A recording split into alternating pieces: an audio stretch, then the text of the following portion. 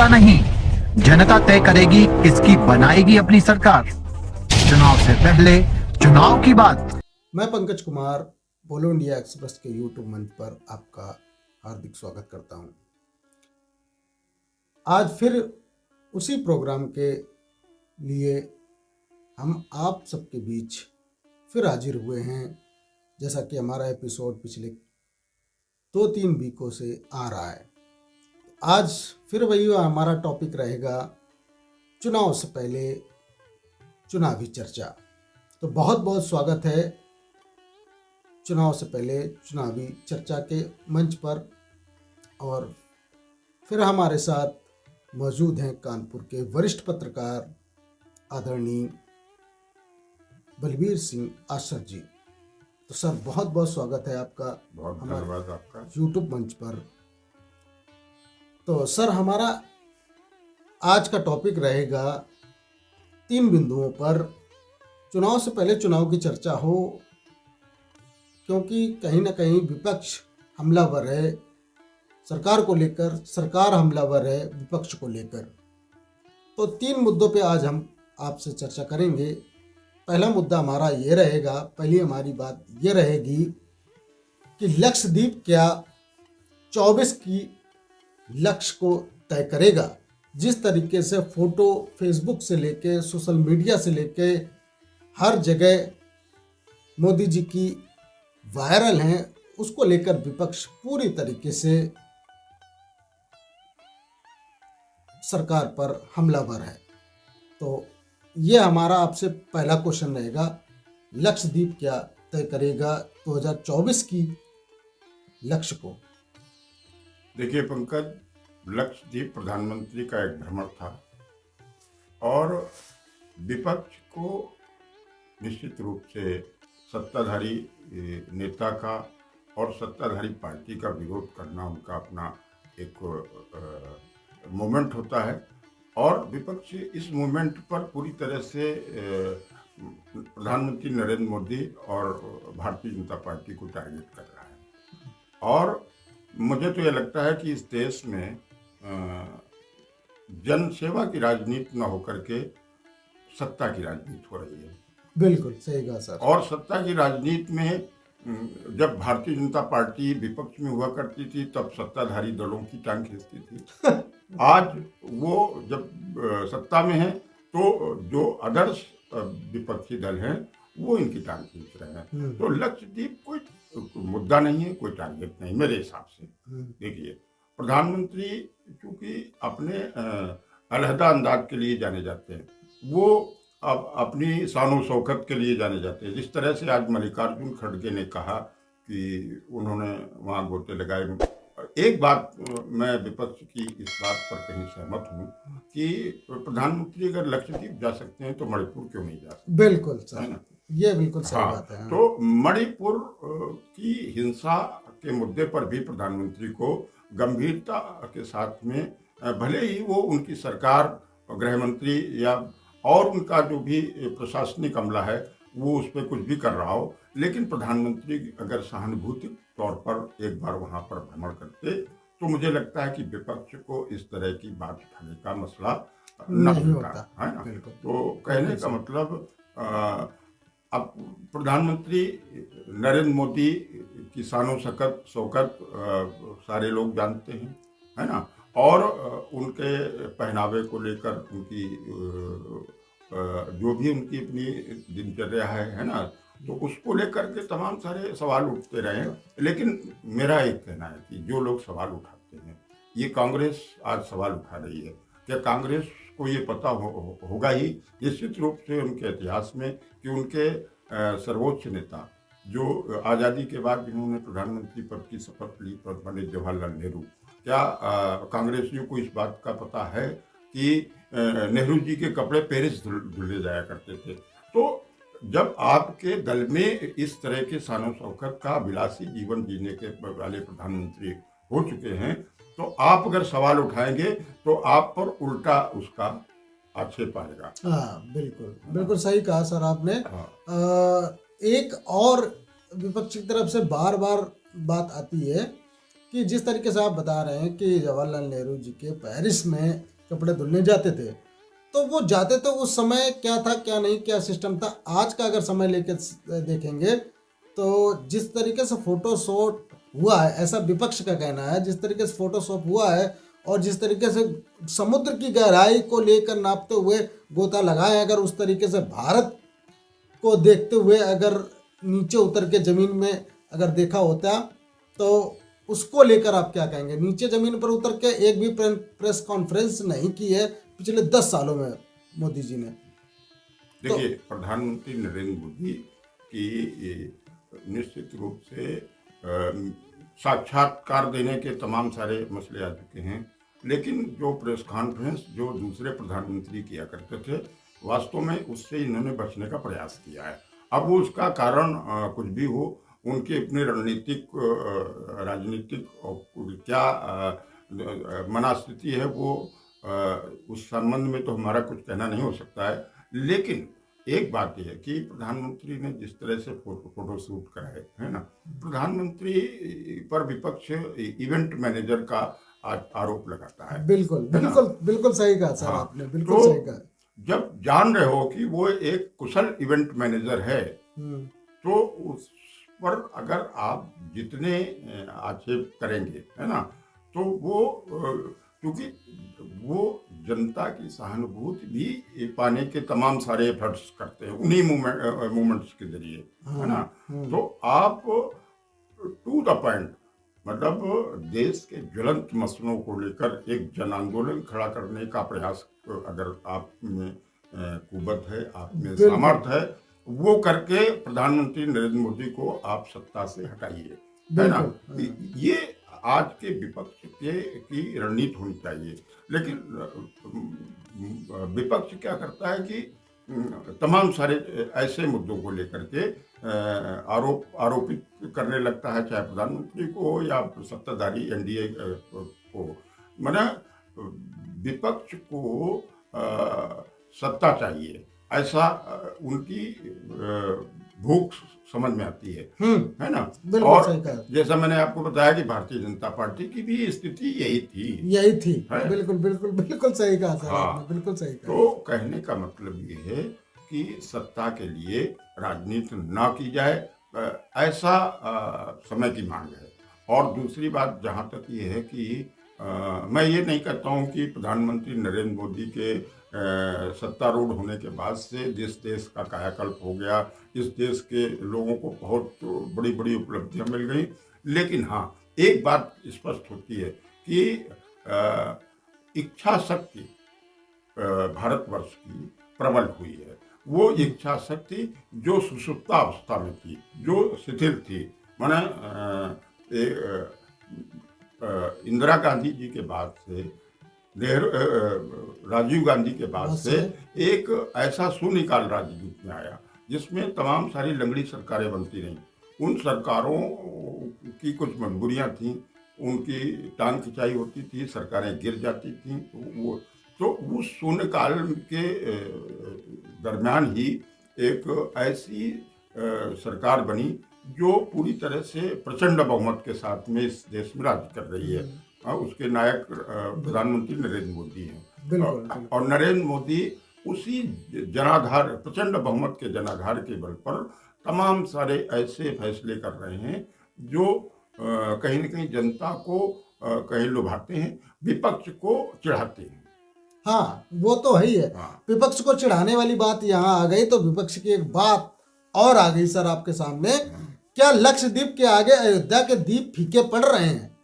जिस तरीके से सोशल मीडिया से लेकर, ट्विटर हैंडल से लेकर और नेशनल मीडिया को लेकर ये बातें बिल्कुल उठ रही हैं कि कहीं ना कहीं 22 जनवरी की जो दीपक उत्सव बनाने वाले हैं राम मंदिर को लेकर, प्राण प्रतिष्ठा को लेकर, उसके आगे हमें कहीं ना कहीं लगता है कि लक्षद्वीप की जो फोटो हैं वो उस दीपक को बुझाने का काम कर रही हैं। देखो, लक्षद्वीप की फोटो सिर्फ विपक्ष को मतलब कसक रही है ना, जनता को इसलिए नहीं कसक रही कि प्रधानमंत्री नरेंद्र मोदी के तमाम सारे ऐसे पॉलिटिकल इवेंट हैं जो लोगों के बीच में आ चुके हैं। तो लक्षद्वीप के फोटो को लेकर के विपक्ष के अपने वार और अयोध्या में आस्था के दीप, ये दोनों भिन्न मसले हैं। अच्छा, हाँ, बिल्कुल। मुझे नहीं लगता है कि अयोध्या के राम मंदिर प्राण प्रतिष्ठा के उत्सव का लक्षद्वीप से कहीं कोई संबंध है। प्रधानमंत्री का एक रूप जनता ने वो देखा कि उन्होंने गोते लगाए और विपक्ष ने उसको टारगेट किया। और एक आपने और भी प्रधानमंत्री का आस्था का वो देखा होगा प्रभाव कि जब पहली बार 2014 में ये प्रधानमंत्री के रूप में, नायक के रूप में इस देश के चुने गए, तो इन्होंने संसद की वो जो सीढ़ियाँ थी उसमें साष्टांग प्रणाम किया, संवैधानिक रूप से, भले ही प्रहसन सही है, लेकिन एक अपनी आस्था संविधान के लिए भी, उस संविधान की सर्वोच्च कानून की उस भवन के प्रति उन्होंने जाहिर किया। आपने मोदी जी के बारे में बताया कि कहीं ना कहीं ऐसा था, तो हमारा एक क्वेश्चन उस पे उभरता है। वो क्वेश्चन हमारा ये है कि जिस तरीके से अयोध्या की दीप की बात कर रहे थे, लक्षद्वीप की बात कर रहे थे, तो अयोध्या की दीपों को लेकर या दीप उत्सव को लेकर 22 जनवरी को जो होने वाला है या प्राण प्रतिष्ठा राम मंदिर की होने वाली है, तो उसमें कहीं ना कहीं अर्धांगिनी का होना बहुत जरूरी है। ऐसा हिंदू धर्म के रीति रिवाज के लेकर ये सवाल कहीं ना कहीं खड़ा होता है। तो आपके हिसाब से क्या लगता है कि मोदी जी बिना अर्धांगिनी के प्राण प्रतिष्ठा करा सकते हैं? देखिए, इस पे आप पंकज, जहाँ तक हिंदू धर्म की अवधारणा है, बिल्कुल सच है कि सपत्नीक ही किसी बड़े धार्मिक अनुष्ठान का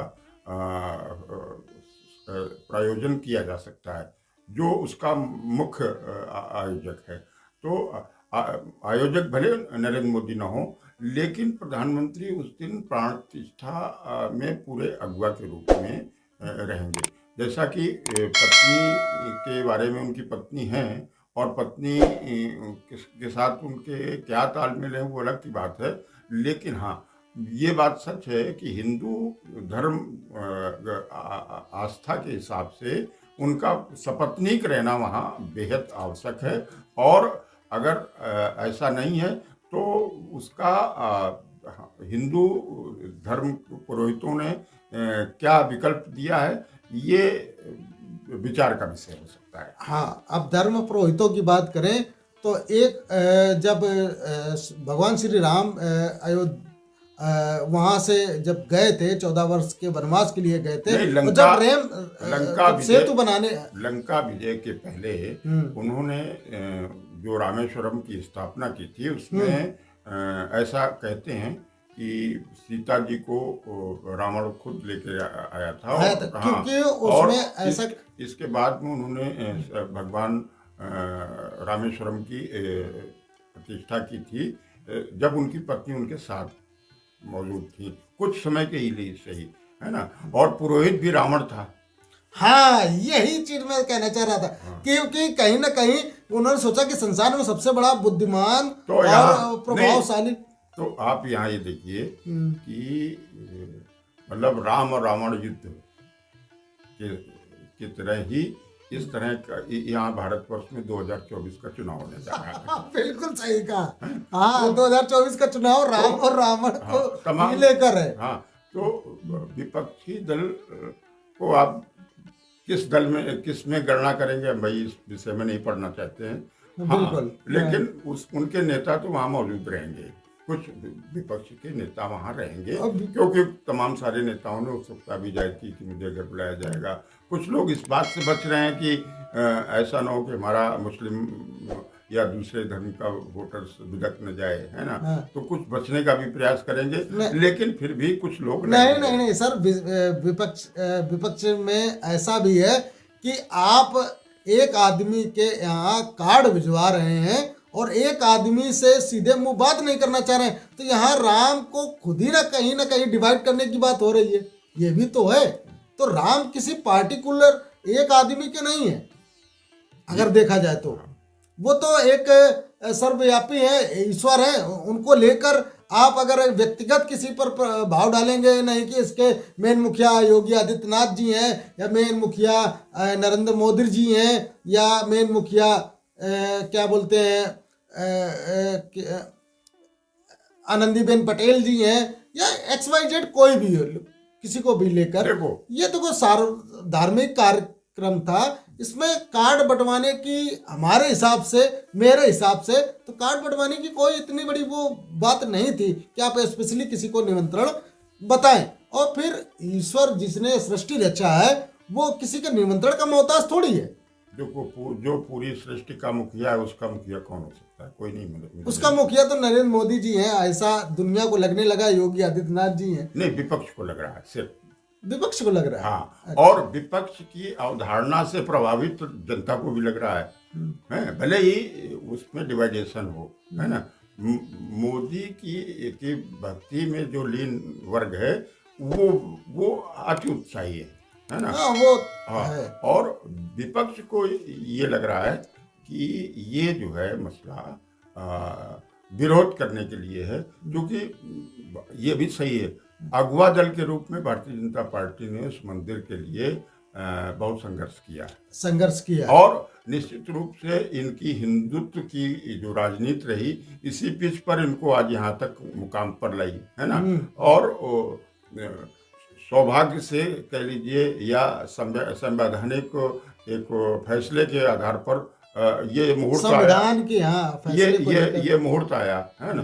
तो उस मुहूर्त को निश्चित रूप से वो अपनी हिंदुत्व की राजनीति के तहत पूरी तरह से, एक तरह से उसका लाभ लेने के लिए जो भी प्रभावी पक्ष हैं उसको सबको जोड़ करके एक बड़ा रूपक दे करके और भारतीय सांस्कृतिक चेतना को भी जागृत करने का काम बिल्कुल कर रहे हैं। इसी साथ हमारा लास्ट आपसे एक सवाल रहेगा, और कहीं ना कहीं जनता से भी रहेगा, हमारे दर्शकों से भी रहेगा, कि जिस तरीके से बिहार के डिप्टी CM तेजस्वी यादव ने एक मंदिर को लेकर या अस्पताल को लेकर एक कमेंट किया है, और सार्वजनिक जगह में किया है, मीडिया प्रेस कॉन्फ्रेंस के सामने किया है। उन्होंने कहा था, तेजस्वी यादव का बयान था कि अगर आपका पैर कट जाए तो आप क्या मंदिर जाएंगे या फिर आप हॉस्पिटल जाएंगे। उन्होंने ये चीज इसलिए कहा था, उन्होंने ये चीज कहा था कि जितना जरूरी मंदिर है तो उससे ज्यादा जरूरी कहीं ना कहीं हमारे जीवन जीने के लिए स्कूल कॉलेज ये भी बनवाना जरूरी है। ये बिल्कुल सही। और हिंदू मुस्लिम की राजनीति ना कर करके हम आपकी बात से सहमत हैं, लेकिन यहाँ सवाल उठता है कि पैर कटा किसका है? जिसका कटेगा वो तो अस्पताल जाएगा। हाँ, नरेंद्र मोदी के तो पैर या भारतीय जनता पार्टी के पैर तो दोनों सलामत हैं, क्योंकि इसी के बल पर इन्होंने राजनीति में इतना बड़ा उत्कर्ष पाया। अगर भाई पैर कटा है आपका तो आप अस्पताल जाइए, वो मंदिर जा रहे हैं। हाँ बिल्कुल। चलिए, बहुत अच्छी बात आपने बताई कि पैर जिसका कटा होगा वो अस्पताल जाएगा, और बाकी जिसका पैर नहीं कटा वो राम मंदिर जाएगा। बात खत्म। इसी जगह पर एक बहुत ही चर्चित और टीवी एंकर रहे हैं अमीश देवगन जी, उन्होंने ये कहा, अगर आप लोग राम मंदिर गए होते तो आपको अस्पताल जाने की जरूरत न पड़ती। इस बात को लेकर आप क्या कहते हैं? तो क्या लगता है हिंदुस्तान के सारे अस्पताल अमीश देवगन के अनुसार बंद करा देने चाहिए और राम मंदिर या राम की मंदिरों के सामने जाकर अपनी बीमारियों को बैठ के इलाज कराना चाहिए? देखिए, उनका जो बयान है वो मुझे लगता है कि आस्था के वशीभूत है ना, और सत्ता के वशीभूत नहीं, आस्था के वशीभूत है। सत्ता के वशीभूत कहेंगे तो पत्रकार आरोपित हो जाएगा। हाँ। फिर हम आप भी आरोपित हो जाएंगे। हाँ। हम ये चर्चा कर रहे हैं तो कहीं आप पक्ष में, कहीं हम विपक्ष में, ऐसे रूप में डिवाइड होंगे। हाँ। मुझे लगता है कि पत्रकारिता को कम से कम राजनीति के पचड़े से दूर रहना चाहिए। बहुत सही सर आपने कहा। और जैसा कि पत्रकार का मतलब ये होता है कि न पक्ष न विपक्ष, बात हमारी निष्पक्ष बात होनी चाहिए। और ऐसे टीवी एंकरों, ऐसे टीवी चैनलों और ऐसे पत्रकारों के लिए आपने बहुत अच्छी बात कही है। तो हमारे दर्शकों, हमारे साथ बने रहिए। आज की चर्चा ये विश्वास का विषय है। विश्वासम फलम दायकम है। बिल्कुल। उनका विश्वास हो सकता है कि इस आस्था के तहत हो कि अगर भगवान का स्मरण, भगवान की आस्था, भगवान के प्रति समर्पण होगा, तो उसको ये दुर्दिन नहीं देखने को मिलेंगे, है ना। लेकिन ये जरूरी नहीं, कई बार आदमी का प्रारब्ध भी आदमी को दुर्दिन दिखा देता है। तो मुझे लगता है कि ये चर्चा का विषय नहीं हो सकता। हाँ, चर्चा का विषय नहीं हो सकता है सर, हम बिल्कुल बात समझ रहे हैं इस बात को। और जिस तरीके से अभीश देवगन ने एक बात को लेकर क्रिटिफाइड किया, तो हमें लगता है ये देश लोकतांत्रिक देश है, भारत देश अपना लोकतांत्रिक देश है, जहाँ संविधान का राज चलता है और संविधान के अनुसार हर व्यक्ति काम करता है। और सबसे बड़ी बात है, जहाँ पर सब मजहब एक है, हिंदू, मुस्लिम, सिख, ईसाई आपस में है, सब भाई भाई, उसको लेकर इस तरीके की बातचीत करना एक वो भी पत्रकार को वो शोभित नहीं देता है। आप इसको लेकर क्या कहेंगे? हमने आपसे बताया कि पत्रकार ने आस्था के भाव में कहा है या वो सत्ता के प्रभाव में कहा, ये उनकी मनस्थिति हो सकती है। हम अगर कहे होते तो हम उस पर बता सकते थे कि नहीं, हाँ ये आस्था के तहत तो एक बार अपनी मन की तसल्ली के लिए, मन की सांत्वना के लिए बयान अपने चिंतन और मनन के लिए हो सकता है, लेकिन सार्वजनिक रूप से ये बयान नहीं होना, बिल्कुल नहीं होना चाहिए।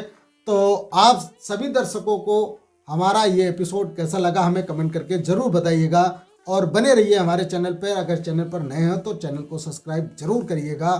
और ऐसे इसी तरीके से हम चुनाव से पहले चुनाव की चर्चा एपिसोड लाते रहेंगे।